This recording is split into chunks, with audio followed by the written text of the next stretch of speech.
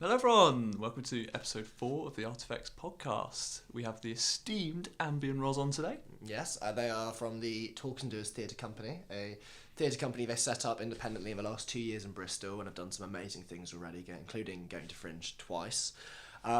We had lots of fun on this podcast, didn't we? It was brilliant. Just lots of laughs, and I'm sure that everyone at home will enjoy it as well. And if you want to find out more about the creative process in creating theatre and trying to start your own theatre company, this is the right podcast to be listening to. Yeah, so thank you so much, and big up Ambi and Ros for Big time coming through and having such an amazing chat. So we hope you enjoy. Yeah, hope you enjoy. Cheers. Bye.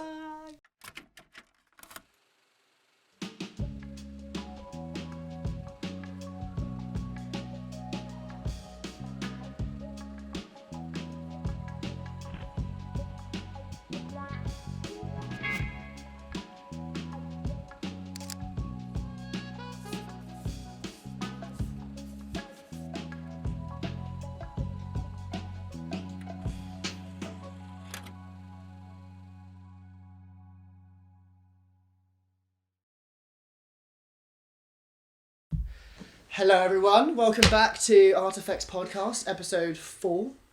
Today we are in the esteemed company of the Talkers and Doers company, aka Ambi and Ros. Hello. Hello. Welcome. Thanks for having us. So no, thank you for coming, honestly. It's quite a brisk winter's day, well autumn day, but thank you for coming. So just do a little introduction for our audience at home into who Ambi and Ros are. Where to begin?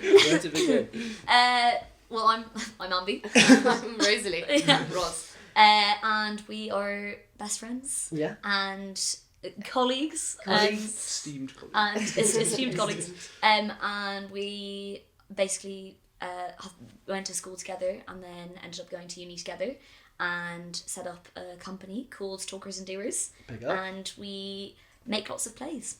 Is basically the buzz of what we do. Stuff. Cool. Excellent stuff. Okay, so we're just going to start asking. We were talking about this a little bit off screen, off camera. What was like your first experience or like interaction with theatre, and like what kind of kickstarted this feeling of like loving theatre and like wanting to do it as like I don't know, profession, career, hobby, all these kinds of things. Quite a big question. It's a big one to start. I don't know. I think I've always. It's always been theatre. It's always been theatre. No, I was very lucky that I grew up with artist parents. So my dad's a playwright and my mum's a painter and a sculptor. So I grew up in a house that was very all about that. Yeah. And so I think was kind of very lucky to be what's that word? Put in contact with it from very young. Sure. And I think I've always been obsessed like storytelling, whether that's reading or watching films or and I think that theatre and the live experience of theatre and being in a room with lots of other people experience, there's just nothing that's nothing like it. No, There's nothing so like true. it. Sure. And so it's always, I feel like I've always been obsessed with the like being very young and being like the big red plush chairs and like, it's just such a whoa experience. Yeah, for sure. And it's always And like an event. it's an event. Yeah. And I think that's something that's so wonderful about theatre as a form of entertainment is it's not just the story, it's everything that surrounds it. I get You go out and you like dedicate time and money and you queue for the bar and then there's all of these stories happening right. I don't know. It's just Absolutely. I love theatre. Me too, actually. That's great. And yourself? Yeah. I think similarly with all of just there's nothing like the live experience of theatre and people going out to an event and like the magic around it as kind of cringe as that sounds. It's kind of amazing. But I think I first was interested in acting, but like I grew up in a family business, which was I was saying a bit before, me and like all my siblings grew up in a like family run sort of hotel, which meant that there was strangers coming in and out all the time, and there was like chefs and waitresses and receptionists and everything, and like just people to imitate and perform to all the time. And so because like my like home life was sort of like out in the open from a young age because we had lots of people coming and staying, it was just like instinct that it was like always a really like there was new people there every day that you could just kind of like Interact be with, and be like 6 and taking them to their room and you know offering to hold their luggage, and I just thought it was so fun because it was like you know when you play play at shop when you're a kid, it was like that but in real life. So I think I didn't, and it's only when I'm older that I'm like, oh, that was kind of a weird setup, wasn't it?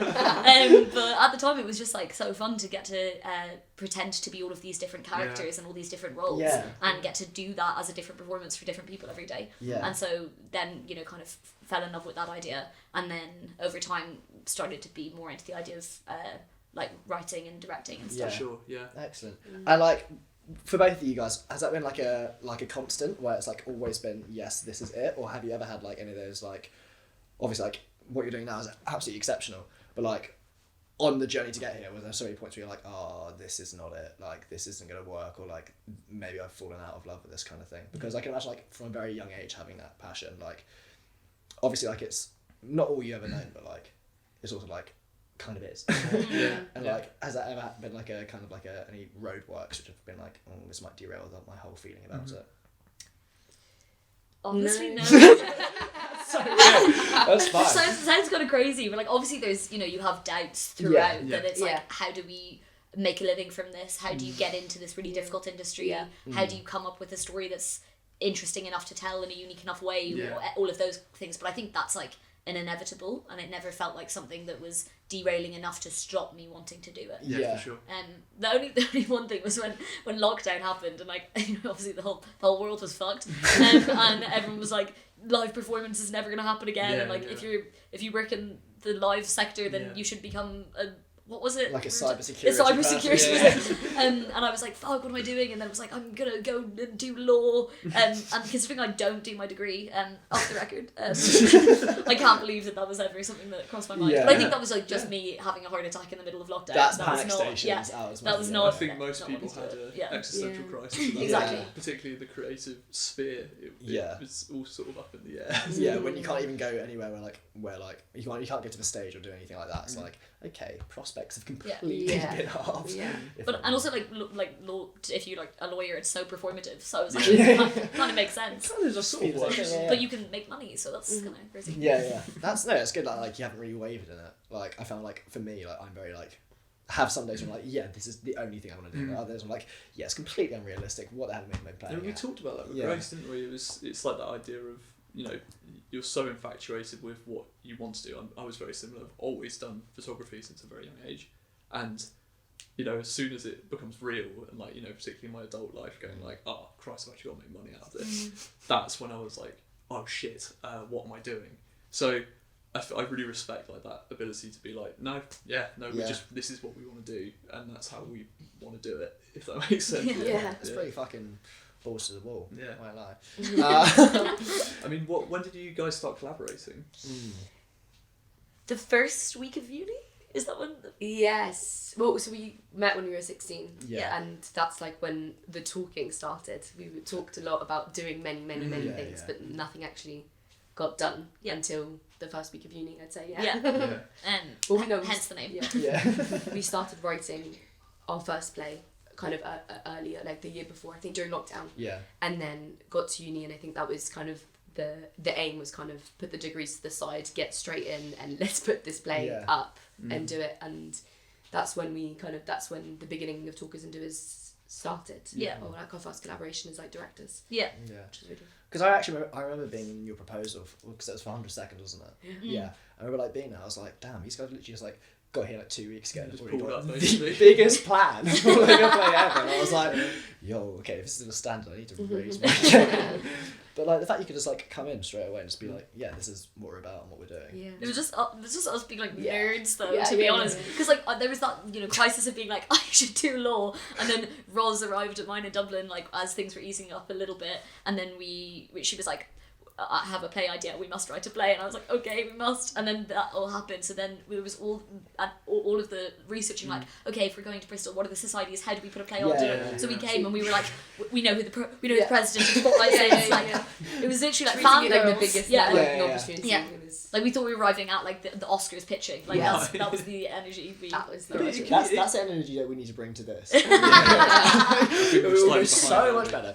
I think that play in particular was so well polished. I didn't actually know that was essentially the first thing. That's like, that's bloody mental. I was watching that and was like, this is effing quality. Like, it was so good. I really enjoyed it. Thank you. I've got a question. So obviously, from my knowledge, I know that you're like more of a writer, Ros. Kill me if I'm wrong. And like, I remember like, but like when it comes to the rehearsal room, like you both work very much like collaboratively within that. What's like the kind of like the split between like doing writing and directing? Like, do you take a backseat more so with writing than the writing, or? No. No. No, not at all. No, I think I feel like no. So with 100 Seconds it was different because Ambi was like, the story was both of us. Like that was in collaboration, and then with Hamsters, that was, so I wrote that, but then I think it was something incredible happened in that rehearsal. In the callback room where I think we felt like we were in such we just got each other so well, and we're like on perfect wavelength. Yeah. And that was wonderful. And I felt like that process, we really learned a lot about working with each other and what that's like to direct together. I don't know what you.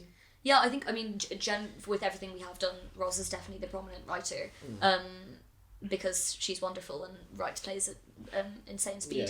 And I was like a lot more. I still am a lot more scared of like writing. Really want to do it, but just had a lot more like blocks in terms of actually coming up with a full play. Sure. And then also like love directing and just love working together. So like if Ros has a play and wants me to direct it with her, then like I'm happy with that role. Yeah. I sound like Phineas talking about Billie Eilish, being like, I'm happy to just be whatever you need. I'll just be there. Yeah. But I feel like the directing process is so integral to I feel like the way I write and the way we talk about the process of the play developing when I write and stuff means that the directing is so integral to the way the play comes to life.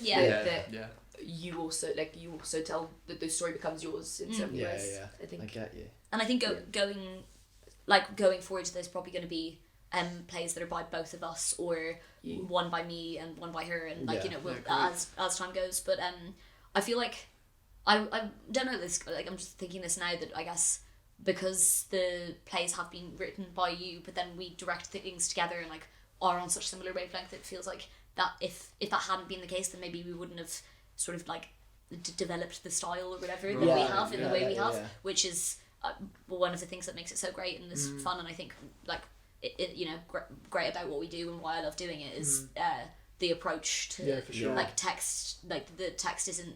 It's so important, but it can be altered and things can shift. And it's like really collaborative. It's not Bible, and that's probably was like an allowance in some way because I was coming in as someone who didn't write it, but it's meant that the way we work now feels like it's so ever evolving. It's really interesting, I think, as well. If you're thinking about most creative practices, whether you're a painter, a photographer, there's lots of whatever it is. There's usually a collaborative element in the process of creating, but you guys are doing this together from that like first seed, and it's really interesting seeing that dynamic work quite well. Like I know a lot of people that like really struggle with like the conceptual part and working together with someone because they've got their vision. Particularly your friends sometimes as well. Yeah, like, exactly. Sometimes like because your friends, you're like, okay, how do we like go around this without like absolutely like being like, mate, sorry, that just was a bad idea. Do you think having a good friendship and that like intertwining with essentially work, I mean it's similar to what Jane and I do. It is. Has that ever been an issue, or is it something that you navigate quite healthily? I guess. I mean it's quite a personal question, but I think it's mostly really, really helpful. Yeah. Well, I think the times where it hasn't, it's been huge learning curves. Yeah. Like the 100 second stack, but in general, I think it's when we direct together. I think we've got a really good way of working, which is like if one of us has a suggestion and the other has another, we'll be like, okay, let's try it, see if it sticks. See if it sticks. We're in a very trial and error. And it's no one's precious about any idea they have ever in their house room. So it's what's the expression? I think kill your darlings. The expression. We very I think we recently have got good at that. Very good at that, which is good and means that we can try so many things and no one's precious and we that means you trudge along and move forward. And also if we both have an idea and they're like completely opposing to one another, then we will try both and see which one works. And we're very very lucky, I think, in that we think really similarly and are very close and talk, non-fucking stop to each other all the time. So it's like it's quite likely that we'll both agree on something. We, and I think it's also the sorry mate, but that was a bad idea. I think we're really lucky that we have that kind of honesty that we just say that to each other. And it's not like a personal thing. No. It's just like And also I think when you're in a rehearsal room and trying to, I think you're committed to the project and the story, and that means that if you're looking to come out with the best possible version of the work you're trying to make and you're passionate about the project, then all kind of preciousness about what you're specific, it goes out the window, because you're just like this. There's, I think, we committed to the story, not to the kind of specific way that we want to tell us that will lead us there. Because you're not, it's like not remembering, which obviously sometimes one forgets, and then that's usually where there's a breakdown of communication is when you're being too precious about the way you want to do something. But if you remind yourselves and each other that you're there to serve the story, not to serve your idea or what you want it to look like, then that kind of is always like a bringing it back to back down to ground and being like, cool, so this is what's most important. Like this isn't about that I want pink and she wants blue, it's about like the character. I get you. For sure. Definitely. Bloody good. We should really take in quite a lot of these skills, man. I feel like this is more of a masterclass. Honestly, in how to have a conversation. Like, YouTube ads have helped us out massively. So we brought up briefly 100 Seconds to Midnight. So let's go through your catalogue, shall we? The repertoire. The repertoire. So like, first thing you did at uni was 100 Seconds to Midnight. Just for anyone who's not seen it, or like whatever, can you just give a very brief synopsis? It's been a while. I had to do that the other day, and I was trying to rack my brain to find the pitch because it's somewhere in there. I've had to say it 2 times. John and May were sixth form exes. They haven't seen each other in half a decade. And then the end of the world is announced, and May, in a moment of panic, this is good. And this is on the programme. I want to my seat, honestly. I can't wait. Here we go. And loneliness calls him, even though they're completely and inherently incompatible, and she goes to spend what she thinks is going to be her last night on Earth with him, and then the play starts 5.5 weeks later. They've been stuck together, and they've got a potential pregnancy on their hands. It's brilliant. It's the combination of like Armageddon and love story and like toxicity in a relationship. And like I think of like cabin fever, and you're stuck in a room with someone. I'm not who you want me to be, or vice versa. It's like what was the venue that you did? The Alma.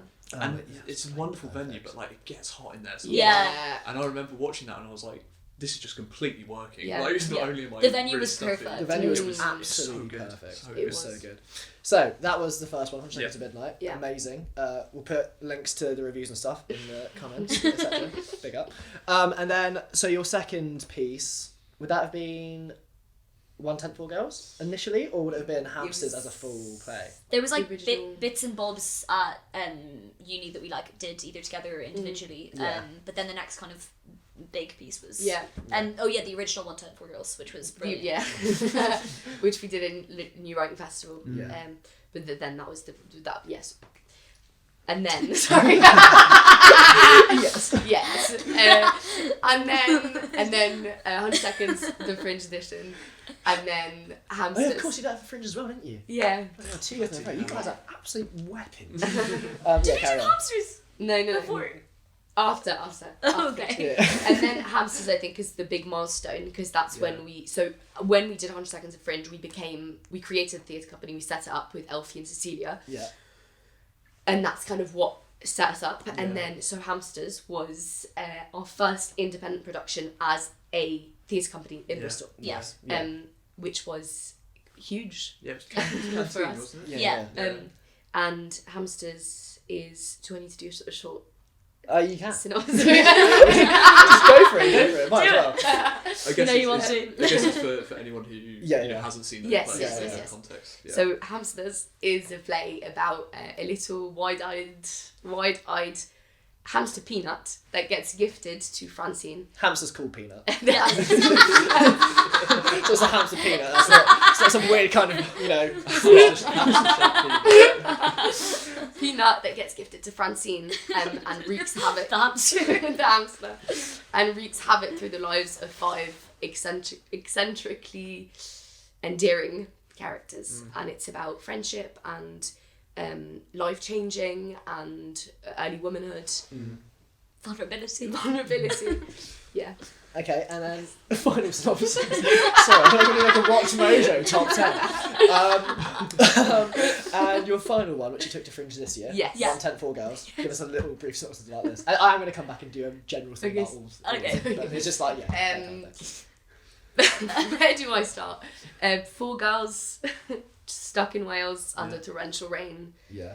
with a breakup on their hands. And a tent that doesn't work. Tent, but yeah. No, go. No. That's that. Okay, so like all those, so there's like some similarities and themes there. Like you can understand like early womanhood, like emotional vulnerability, like in these situations with partners where you're like, how do we navigate the situation? What kind of like themes do you feel most commonly like drawn to, and like what makes you want to explore those kinds of themes? Women. Yeah. I think. You're gonna say something. I think in general I suppose that doesn't. I don't know if that actually tracks between all 3 of them, but it sort of it kind of does. But like comedy being the massive thing as well, like and like a playfulness and joy and fun. Like I think no matter what the story that we're telling, it's like probably the most integral thing is to try and like tell it with humor, because that's we like quote Phoebe Waller-Bridge the whole time talking about like humor and vulnerability and how affecting that can be for an audience.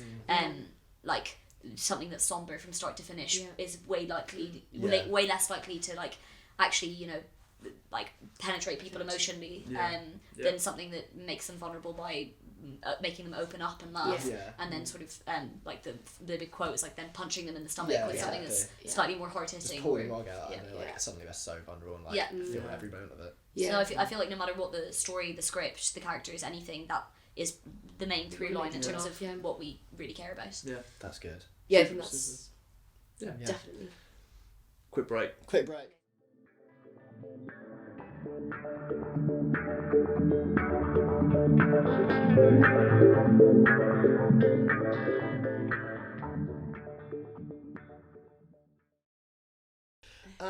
So welcome back from the break. I hope you enjoyed our sponsors, which are currently no one. Yep. So we spoke a little bit about your plays there. Your amazing synopses. Thank you very much. All 3 of them. All 3 of them. Can I ask like what the difference is? So obviously you started your own independent company now. Going from that play that was like supported by like the SU and like the society and stuff. What was like? Was there any challenges or like any like big differences between like doing it between society and like setting it up all for yourself? Like what came from that? I think so. Doing it with Spotlight, it was our first time ever putting a play on, like directing. We decided to take on every production role ever.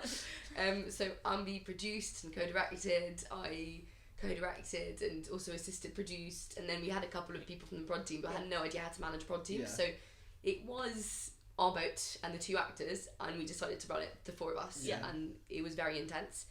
I think we learned a lot, just because we had no idea, and then that whole year kind of learned a lot, and it was, thank God we did that through Spotlights, because they gave us kind of the Alma slot, like all of it meant that we were so supported doing that when we had no idea what we were doing. Yeah.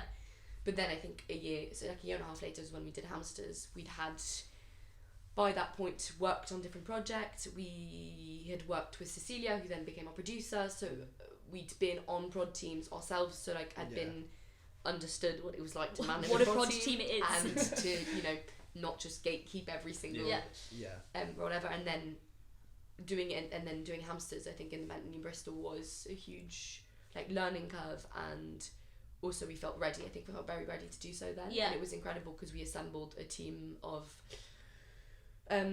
all women prod team, so it was like these kind of I think it was like 13-14 of us kind of women creating this space of like, we just have to get this done. And it was like rigging lights, like pretending like I know how to rig lights, no idea, in a skirt like half an hour before the show, having to do get-ins, guess-outs, like carrying these big heavy things. Strong women, big heavy things, and yeah, I don't know. But yeah, no, like I mean, it was amazing with Hamsters being like, because we didn't go in with like the decision to be like, we want this to be a women only space or whatever, but that's just how it ended up happening. Because I think with the like nature of how we work and the stories we tell and stuff, it's probably unsurprising that we end up making a lot of those stories with other women.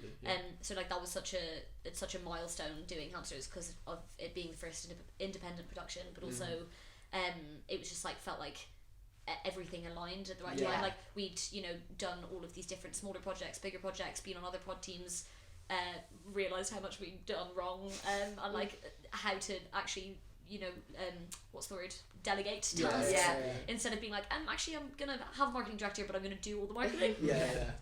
So we just were like clueless and then learned so much, and then it was Hamsters was amazing because everything just came together and it was like, oh okay, this is how it works. But I think the shift from doing something in a society like we could have never done, we would never be where we are if we hadn't started. Absolutely. And with the support of doing it in spotlights, and also with all the people like being so lovely and explaining to us how the hell it all worked. Owe everything. We owe everything to spotlights to that first Alma slot, and then the New Writing Festival. I feel like that was such a, and just like everything you get to like the societies are so amazing because you get to learn and play and make mistakes, and it's not like putting your career on. Exactly. It's not like the entire reputation of the company or something. And everyone we work with now, we've met through either of the societies, like working with them through that. So it's just been an incredible transitionary kind of way of working and meeting people, etc. So it's wonderful. It's definitely different though in terms of like there's more responsibility, more work, more things to think about, like registering your name, like managing money, knowing what a budget is, discovering Excel, all those things. So like it's definitely a big shift when you're kind of responsible for all those things yourself, but I feel like we obviously are still learning, and we'll probably look back at this recording and be like, she thought I was but like that, I think that's a big difference. And then also just like it's amazing getting to make stuff as a company because there's the four of us, and like so we all know how each other work and how to work together, and it's kind of like feels like a family business. Absolutely, it does. From family business to family business. Oh, look at me. It goes full It's in circle. the blood. Isn't that amazing? I want to ask you now.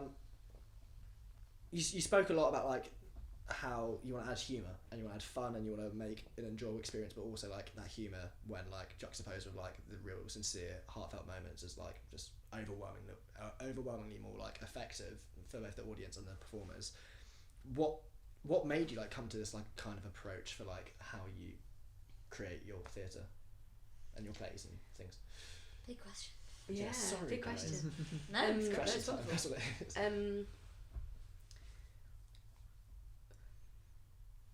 Go on. I don't know. I'm thinking.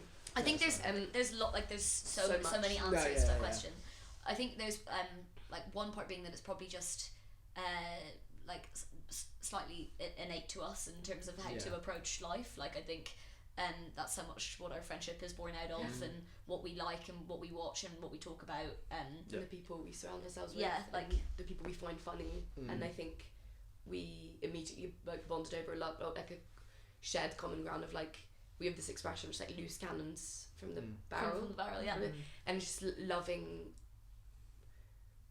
I think for us, what makes us laugh the most is like absurd situations and very like oddball characters and characters in general, and we, I think, have a real intense love for that and situations and those people. Yeah.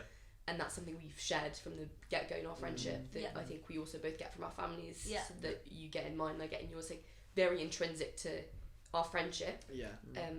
Is that, and well, Phoebe Waller-Bridge always says like when she like first wrote Fleabag, it was to make Vicky Jones, who's like her collaborator, laugh. Yeah. And I think that's probably also kind of in a way how we want to work, which is if we're making each other laugh, then it's that right. specificity will translate to the wider audience, hopefully. Yeah. So, yeah. Yeah, and I think, I mean, like just following on from that, but like same thing as I think we both came from like families and lives filled with loads of really eccentric characters, and then discovering that about each other was like the most fun, hilarious thing. And that like each of us understood that for the other, and so it just made sense that those were the types of things we'd write, like, you know, the crazy postman that is always at your family dinner, like the mad uncle, like all of those kind of stories just seem like the most fun ones to tell. Yeah, absolutely. And what was I say? And then just humour being, I think, in storytelling in general. I mean, I appreciate and love so many different types of storytelling, but I think I just do genuinely believe like that humour is kind of the best vehicle for absolutely to touch people, and people need to laugh, like people need laughter, and there's nothing that's more the best feeling in the world is like laughing with your belly and being so open to the world, like mouths wide open, like have 5 chins, not care because you're so elated to laugh like that. And it's Alice always says like when she like has a proper belly laugh, she always feels like, oh, it's been so long since I've had a belly laugh, and it feels like almost like it's something so satisfying. No, it is. When you literally are completely like your body's almost against you. Like, It's just like crying. When you're really, really intensely crying and you can't control your body. Although I think that probably happens more rarely, like that sort of.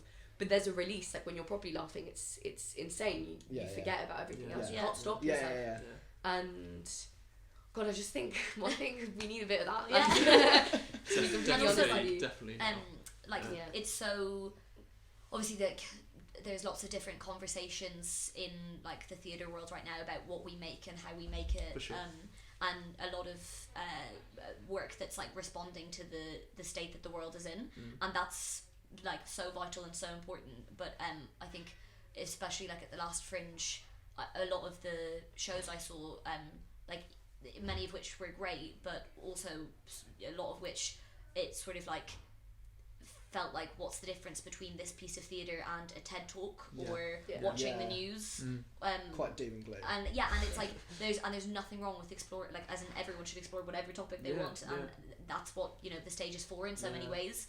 But I think remembering that you're there to serve your audience, and that people go to the theatre to be entertained, and that's worth something. And like people use the term entertainment value in this really negative way of being like, oh well, that show, like, oh, like almost like it's a guilty pleasure because it's just entertainment value. And it's like, surely the reason that people put the time and effort to watch things and read things and go see things is so that they can be entertained. I think there's also a part of theatre that is escapism, and that's really important. And that there is such a space for stories that are like hard-hitting and addressing, you know, like political issues, and it, you know, doing that didactically is like, it's not my area, but all the power to the people doing it. But like forgetting that there's also a space for stories to just be like to bring people together and make them laugh together and make them forget about what's on the news is something that so important. It's so important and shouldn't be kind of like, you know, looked down upon as something that's not as highbrow. I think also Laurie Nunn, who created and wrote Sex Education, there's in one of her interviews she talks about kind of people want to, like, getting into TV and writing for TV and stuff, which is something I'd love to do one day. But she speaks about like as a piece of advice, she basically says like, watch, if you want to do that, watch as much TV as possible and don't be a snob. Like watch the soaps, watch the sitcoms, watch everything, because if it works and if people are watching it and if people go home at 8 p.m. and put the telly on and that's what they see and they get escapism out of it, they find entertainment, they laugh, they can switch off for a second, then that's worth something. Yeah.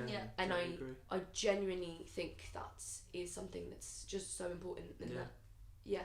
And it's, sorry, I don't want to No, go off don't. but it's also just interesting because like the word accessible and accessibility is talked about as it rightly should be so much, particularly at the moment, like with doing applications or interviews and stuff, you know, it's like a real central focus, and I think it's like vital and as it should be. But I think it's interesting how like we talk so much about accessibility in terms of like physical access to venues and things like that, but it's like, what about the accessibility of the work that you're putting on? Yeah. Like, isn't accessibility at its core entertaining? Yeah. Because then it's not about people who only know about that situation or can only like access a certain aspect of this abstract play. Yeah.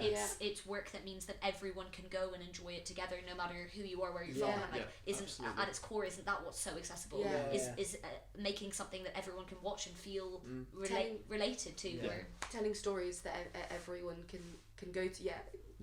And there's relatability comes in different shapes and forms, and I think it's you know, if you're telling a story about something specific, it's very far away from you. It's not relatable as such, but sorry to keep citing people. We went to Dolly Alderton event like a week ago, and she's always talked about as the relatability queen, and she's so relatable and stuff. And she made a really interesting point. She was like, I can't exactly call myself a relatability queen right now because I'm sat on a stage in silk pajamas. But then she did speak about the fact that like human feelings and emotions are universal, and there's a universality to that that's it can only be tapped into, I think, if you tell stories with empathy and care and talk about those feelings in that way, then anyone can find themselves in it. And I think like that's something that really resonated. The Fleabag thing of Fleabag, like was it Phoebe Waller-Bridge said about it, she's like, you know, like she works in a guinea pig cafe, like of course she's so fucking posh, but then her favourite tweet or whatever was was on Twitter that a guy was like, I am a lorry driver, I am Fleabag, and it's like you can you know, it's surprising demographics that can find themselves in stories that are told with like truth and love at the heart of them. But it's that word accessibility, and I think that's so true. Sorry. No, that kind of reminds me of something I saw like Daniel Kaluuya saying. It was like about like, imagine like a grid, and it's like here's like complicated, and here's like quality, let's say, and so it's like in this top right corner is like simple excellent, which is like the stuff that's amazing, but like it's not like being played for a certain audience or whatever. Like it's simple enough that everyone can understand it and everyone can enjoy it.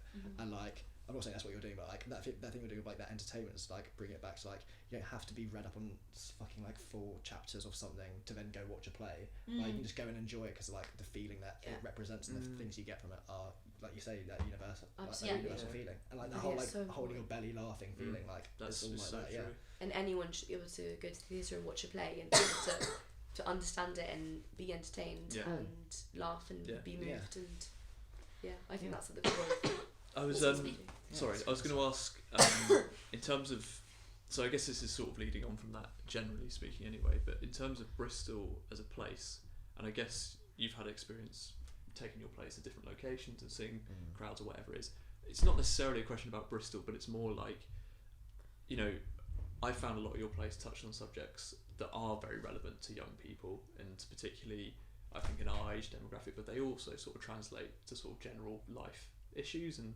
fun and comedy and these sort of things. What is the importance of drama today, and why is it something that as a medium has been around for so long and constantly evolves with the time? But you know, I remember you know, the only experience I had of plays other than going to the odd one with my family back in the day was us just doing school performances. I came to Bristol, you guys popped up, and I was like, oh Christ, this is actually, I completely forgot this medium, and I completely like not in a harsh way, just genuinely, like I thought plays were just some opera sort of highly strung thing, and seeing stuff that was about young people, for young people, or just general audiences, I found really interesting. So yeah, I guess the question is, what is the relevance of drama today? How long have you got? On stage. Like you need drama as I think let's say Yeah. performative on the stage. Yeah. doesn't make it easy, does it? I think what we were saying before leads into that quite a lot in terms of that people like now possibly more than ever need a form of escape, and we're especially with like how much the news surrounds us 24/7 and how much that's part of like everyone's. People are talking about constantly because of the amount of information we have access to about what's going on everywhere, which is amazing in some ways, but also it can be suffocating in others, and it's hard to find an outlet for that. And I think there's like nothing like getting like dressed up and going to the theatre and doing something that's like it's an occasion, and it can be like an event, and you can do it with people that you love and with friends and with family, and you can all go and see a story that takes you out of where you are right now. And the thing about doing it live versus watching it on a screen, I think, is also that it's a physical experience that you go to with other people, and it's shared more than watching a TV series or even reading a book on your own. It's shared. It's like something that you brings people together, and I think if there was ever a time that we crave that sense of like, there's almost like something that's kind of like community about being in an audience with other people and being sat in such close proximity to the people. I think there's a liveness about it that especially with everything, I sound like a grandma, but like being so digitalized that we crave a lot. When your phone's off, you don't talk to anyone really during a performance. You shouldn't do. You're watching it, one thing for like however long, 20, 45 minutes to an hour, you're watching one performance, and that is all that's taking up your sort of psyche at that moment. And I think that's such a good point to touch on, that idea of like just slowing down a little bit and consuming one thing, and particularly physically. You know, some of my favourite theatre is the stuff that makes you a bit uncomfortable, and you sort of are like, oh Christ, I'm in a room full of people and I'm watching this really harrowing thing or whatever, but still the comedy in those bits that come out and still make you feel human. That's really interesting. I think there's also something just so ridiculously human about it. As you were saying, it's like, why, and it is a question that will never be answered, because I think it's eternally be answered, like, why have humans for the millennia felt the need to like reunite and tell each other stories? It's just insanely kind of odd and wonderful and moving that we still do that, and that it's been going on for so long, and we all feel the like telling stories. I think it's a human need. Like, we do it every day. You do it around the pub, around the pint, with your friends. You do it on the phone if you're catching them. Like, that's what, constantly telling stories. That's how we communicate in so many ways. So like, it's so fun to be able to dress one up in on a stage with an audience and actors. So I think. And isn't it in I mean, it's like slightly different thing, but in Sapiens, where it talks about gossip being like the one of the most important things that we like have. And I guess, you know, you could talk about the way women talk and how that's kept humanity going. But like I don't know, gossiping is storytelling, and it's like 100%. Why do we all go and sit with our friends and like chat away? Chat away with all this information that no one needed to know, and it's kind of just like an extension of that in lots of ways. It's about human connection. Okay, we're coming up slightly to the end of it, so I'm going to take some fun questions now. Fun questions. Everything else has been absolute torture. So, what has been the most rewarding production, play, story, whatever you've put on? I think we're going to have two different questions, two different answers. Okay. Yeah. You go. Most rewarding? Yeah. For me, it's Hamsters. Okay. I'd like to elaborate. This is not like a one and done. I've never felt so proud, like, of a project, the way it came together, the fact that it was our first independent. We'd done Fringe, we'd done independent production before, but like, this was in Bristol. It was a bigger prod team. It was a play that I was very proud of, and I think a rehearsal process as well that I was very proud of. And it felt like we put so much work and blood, sweat and tears into that. The outcome, I was just so insanely proud of it. Yeah. There's not really another. I think it was what I mentioned earlier as well, the whole like getting in, getting out, being a group of 15 women, kind of doing this and creating this space and telling this story that's just at its core just a story about relationships and friendship and human connections. Really special. I echo all of that. I think the first time we did 100 Seconds will always have a very special place in my heart. Well, I mean, both of ours, but I think and Hamsters was like absolutely amazing, and I feel all the same things, but there's still something that makes me like feel like I could it's so ridiculous, but like well up thinking about the first time we did 100 Seconds, because it was just the fact that we had no fucking idea what we were doing, and we did everything so poorly in terms of like how that was run and how little sense it made, but like Rosalie and me and Kitty and Andrew, who were the original cast, the four of us locked ourselves in the SU for 3 weeks, and we didn't see or talk to anyone else, and it was like boot camp. But it was like I don't know if I'll ever be in a situation where 4 people are so dedicated to such an unnecessary degree to making this play work and to putting it on stage, and like the commitment it's just the 4 of us, like it's so, and like we're like 19 or whatever, like what are we doing, and it was the way we like talked about those characters like they were our living breathing siblings. And I just the feeling that when to get to in such a short space of time, like after COVID and everything, to have done that, having no idea what we were doing and see it on stage, it just felt like the most like alive thing ever. Like it was just like I felt so like I'm a little human making something, and I care about it so much. Like the amount of meaning we projected onto that play was just hilarious. I mean, it did not come across that was like so it was slick. seamless. I was like, to me, it was seamless. I assumed that was something that'd been going on for a while. Like that's honestly like not just trying to big you up. Like it genuinely was something that I walked away from. Like that's reignited my love for drama like entirely. It was so cool. That's amazing. And that's why drama matters. Didn't matter that you'd seen me and stuff. I've seen you for years. It's boring. Yeah, true. Right, let's see how long we've got. We've got 3 minutes. Okay, I'll tell you what.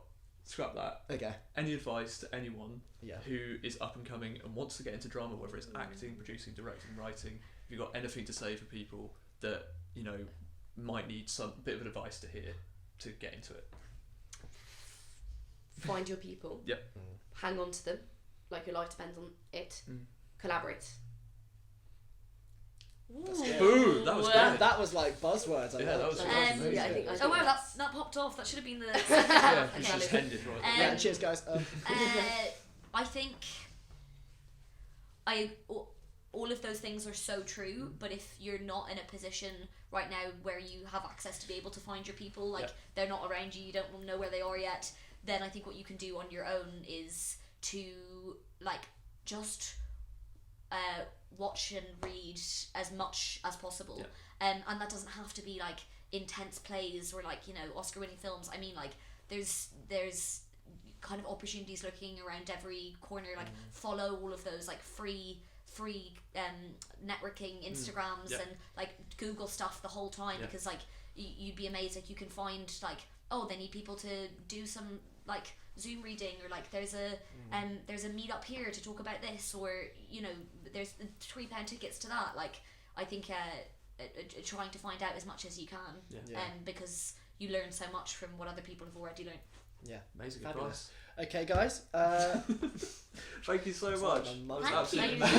Yeah. Is there anything you'd like to plug before we leave the podcast? Yeah. Oh yeah. I believe you've got some plays going on. We have 2 plays happening in not me looking at the camera in London. So the first is Hamsters, which is going to be on in January at the Lion and Unicorn definitely in Kentish Town, and then 110 for Girls will be on in Wimbledon in April. How many shows? 1? They're both a week run. Lovely. Oh, amazing. So we will give you the links so that I don't have to bore you with the dates. Yeah, amazing. Exactly. Thank you so much for coming, guys. Thank you guys. Lovely. Woo. And Artifex out.